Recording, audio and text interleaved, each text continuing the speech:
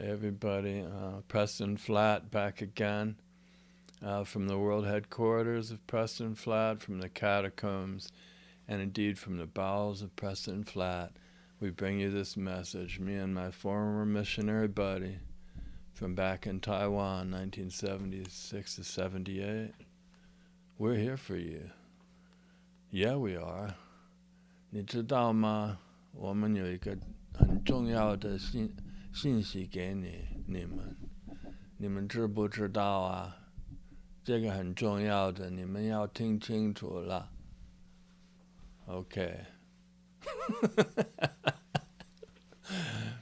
Okay, man. You know that I have been practicing in this way of, I call it surfing without a surfboard. It's a way in which you set up the equivalent of this old-fashioned yoke or scale, which actually matches the Christian yoke, where you gather two or more in my name, and my means simply the place of the indwelling place of God in each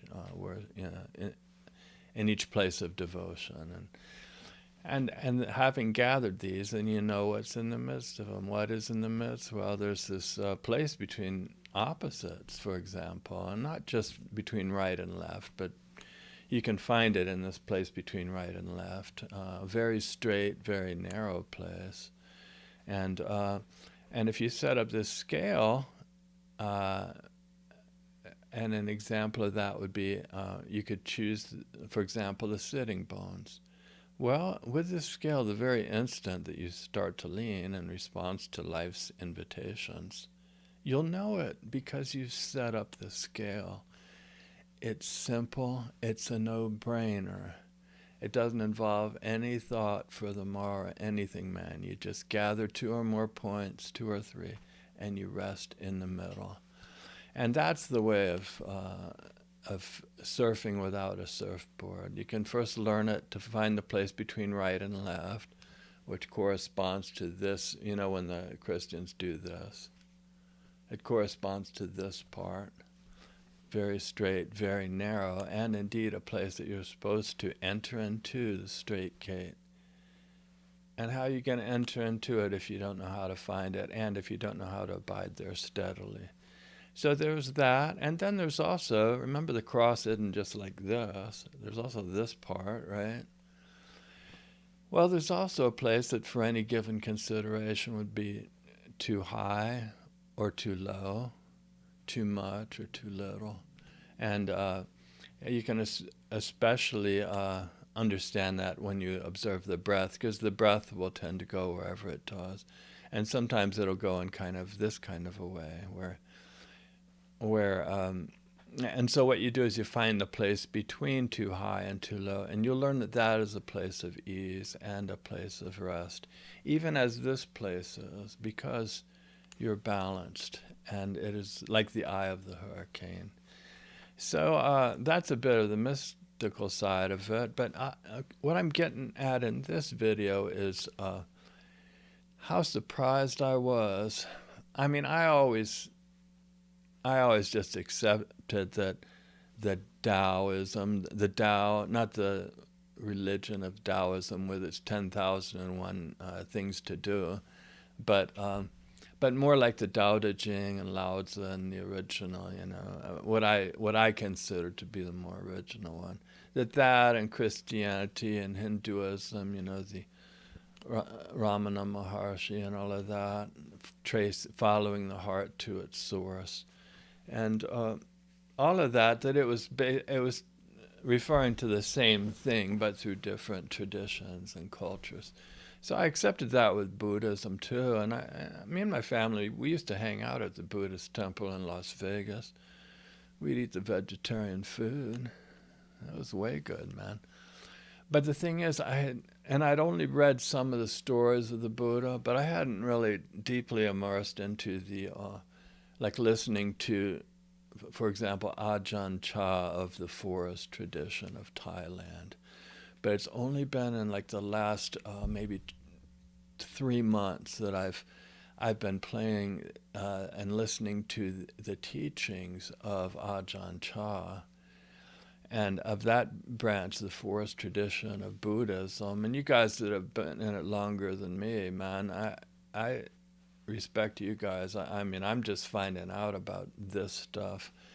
But to my surprise, how it matches this what I've been doing, and I want to explain that to you today. How does the Buddhism, the teachings of the Buddhism, which I'm discovering, how does that match this mystical Christian idea of surfing without a surfboard and abiding in me, leaning not unto your own understanding, loving me more than these? And indeed, when the world presents itself to you in ever new invitation after invitation, to go out after something that you want, or to go away from something that you don't want. In other words, to get caught up in the world.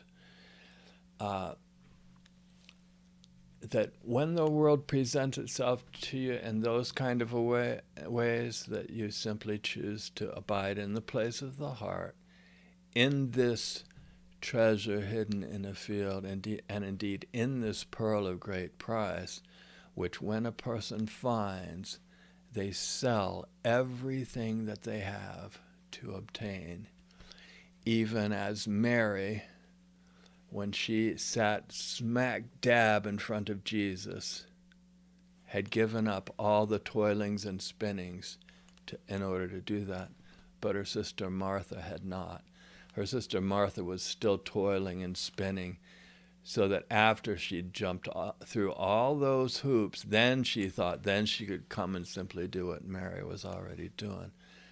No, man, this is like so literally this pearl of great price is something that you sell all that you have, and you simply love me more than these.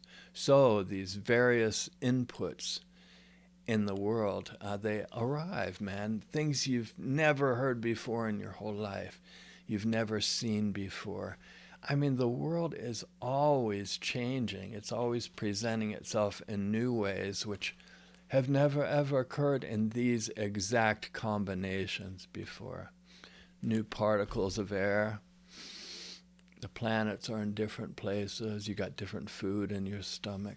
So life is ever new, and your place in this world, this place of rest in the midst of it all, this is a place that you can abide in without leaning, if you know how to set up this equivalent of an old-fashioned scale or yoke and abide there. But now, the surprise of how that matches Buddhism, okay? Now, I want to tell you, this straight and narrow place, when you set up the scale, like if you sample the sitting bones where you're sitting, okay, the very instant that you start to lean, you'll feel one sitting bone more than the other. And if you lean the other way, you'll feel that one more than the other. But you'll know, because of that, you will know when you're leaning. That's what I'm trying to say. And you'll know with certainty exactly when you've arrived smack dab exactly in the sweet spot.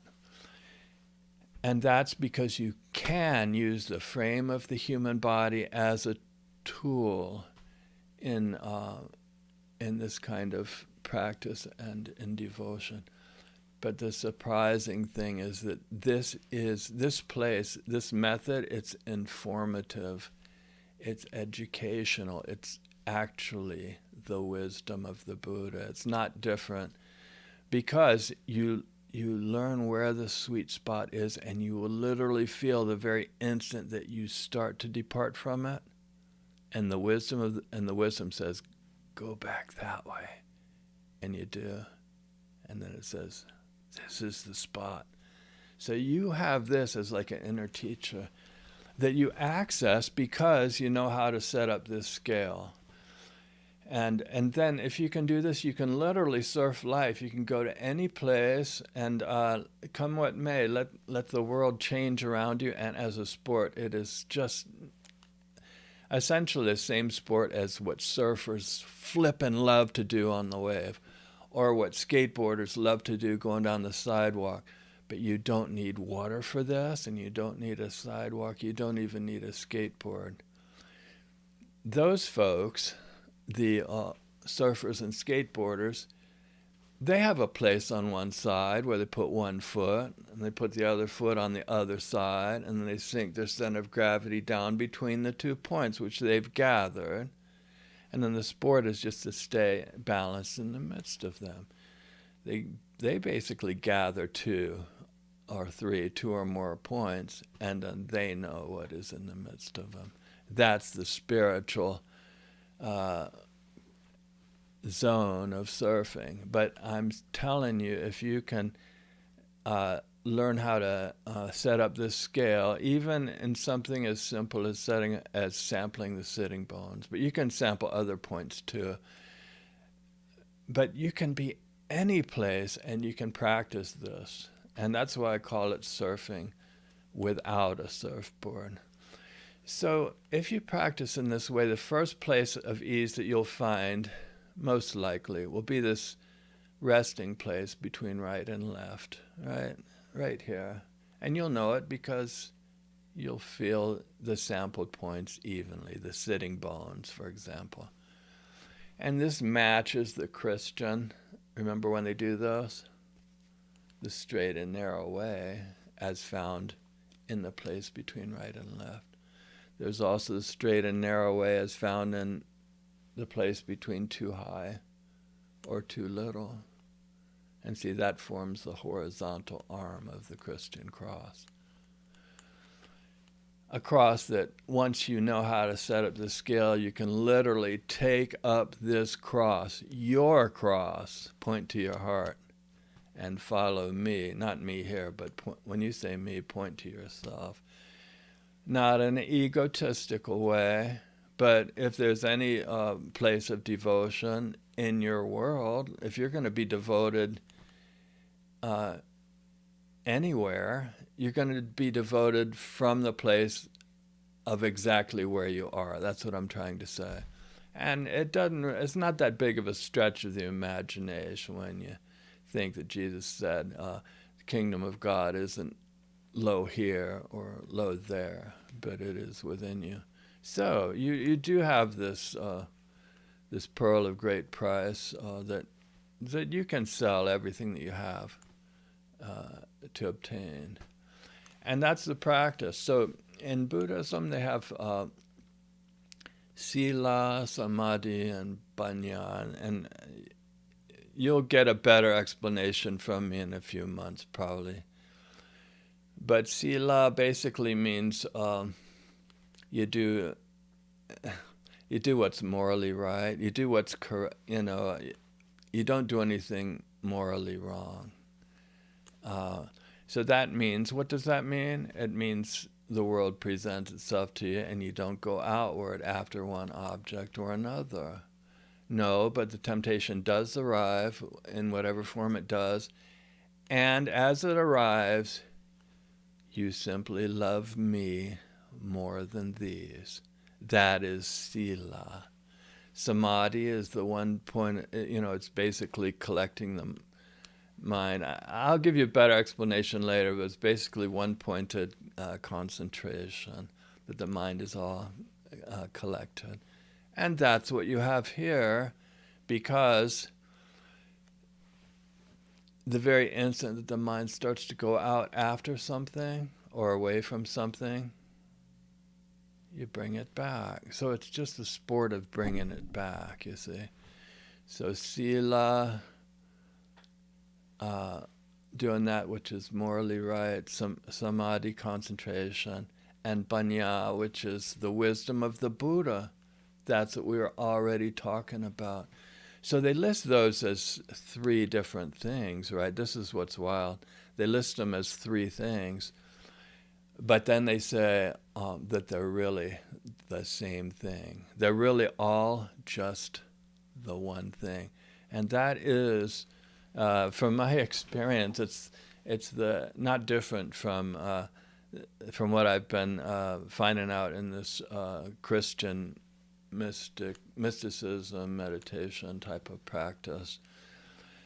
Because literally, I mean, we practice this way, brothers and sisters. We got the wisdom of the Buddha. We know the very instant that we go out into the world, the very instant that we lean unto our own understanding instead of trusting in the Lord with all our heart. You see that? Anyway, man, so the wild thing, I guess that's the main wild thing, that the teachings of the Buddha matches what I've been learning through mystical Christianity. Now, some people say, yeah, it's got to be named or listed as Christian, or else it's a counterfeit system, or else it's not the truth. But really, the Buddha, he lived something like 500 years or so before Christ. So I think Christ might have been aware of some of these teachings. And who's to say that the Buddha, even back then, predating Christ, that whatever source he connected into, who's to say that would be different than the one that Jesus connected into also? I know that that's not even going to match some of you guys' brands. I got no bad feelings for you. I'm saying you guys are probably good to go in your own brand of religion and stuff. But I'm just saying, if you do the mystical Christian practice of meditation and surfing without a surfboard in this way, you'll find that it really seems to match. And then the observing of the breath that they do. I've talked about this before, but the breath will move as it does, man. But there's a place of ease. You felt in the past what it's like to have labored breathing, right? Where perhaps maybe you tried to control your breath and you could feel that there's too much pressure in this way or in this way. But somehow between those waves, there's a place in the middle that's ease, that is a place of ease, that you're not fighting to go this way and you're not fighting to go that way. But the more that you move toward the center, the easier it gets. And then when you start to depart out of it, it gets more difficult. But there's a place between opposites in this way. Or even in the moving of the breath, there's a place of ease that you can learn to hold to and abide in. And so what I've found is that this method, this first one called learning to surf without a surfboard, this has taught me to find the place of rest between left and right. And then, and having found that, then observing the breath, I simply keep to the same place no matter what the plane of it. That's what I'm trying to say. It's not that it's stuck on having to be between right and left. It could be between up and down or between front and back. Sometimes I'll observe the breath and it'll go this way. And then I'll realize it can't go further that way. It can't go up. It can't go down that way or that way. But it can go back. And so I just follow it wherever it goes, man. It sounds weird, but there is a place of ease in the middle of all of life. And even your body is part of all of life too, man. And there's a place of ease, even within you, even between the ups and downs, the fronts and backs, and of breathing, that is really fun. But I sense, though, this is what I'm trying to say, I sense that observing the breath is going to be easier. I sense that it's going to be, that there will be less grasping, because there may be a tendency for someone to struggle or wrestle their way to hold to the place between left and right, instead of releasing their way. It looks so stupid. I just saw the stupid look I'd put on my face when I did that. Sorry, but it looks dumb. So in other words, you abide in that place, and in fact, you do it without grasping, though. You can hold, but you can't grasp. And I think if you observe the breath, there's going to be less grasping. But you just might not have it that clear unless you do this surfing without a surfboard idea first. At least that's the way it was for me. It was new to me to realize that the presentations of life, when they arrive in this place, each one as unique as it is, it's an ongoing, ever new invitation to answer the question. What question? The question of, lovest thou me more than these? Because if you love these more than me, then that's when you go out into the world.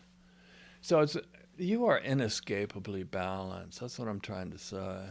You can never escape yourself, right? I mean, you are always inescapably in the sweet spot. It's just that in this world, there's a way to... but can you be in that place as applies to the arrival of the input of life? That is the sport of living. And indeed, when you hold to this place, it's kind of like a form of devotion. Like, I love this place and holding to it so much that no matter what the temptation, the arrivals of life around me, I'm going to hold to this place. And I'm going to live from this place. And so that's... I don't know. I think it's pretty great, but I'm just loving Buddhism, man. You guys got to check it out. I don't think it's that foreign to Christianity. It really depends on your brand of Christianity. Usually the ones that think that Buddhism and Christianity don't match, they have some idea in their head that the Buddha thought he was a god. No, the Buddha never said he was a god. The Buddha never said he should be worshipped. I mean, I guess there are branches of Buddhism that might say that. So, I mean... yeah, but no, it's mainly how to avoid suffering in life. And how do you do that? Well, there is a straight and narrow way. There is a kingdom of God that's within, that if you sell all that you have to obtain this pearl of great price, you can be living easy in life, man. You can be 平安快乐。我跟你讲, no. You can be in the sweet spot. So, anyhow, 亲爱的朋友们，感谢大家来听我们今天晚上的课程，希望可以祝福大家，好吧? So I say to you now, please consider liking and subscribing, because I'm going to tell you this mystical stuff as I figure it out, man. Some of it's going to be mind-blowing, because at least it's blowing my mind. But I need you to see if you want any of my merch. Check this out. See how really ridiculously stupid this looks? Don't you think it'd be fun to get one of my merch shirts and just walk around? Or look through the links below, if you will, because I do need some sponsors, man. I've had, like, at least to my current knowledge, I don't think I've had anybody donate anything to my channel or anything. I know it's a pitiful channel, but man, at least I'm trying to do something in this world. So if you can see through the silliness and support us, I really do appreciate it. Much love to you, and God bless. Thank you.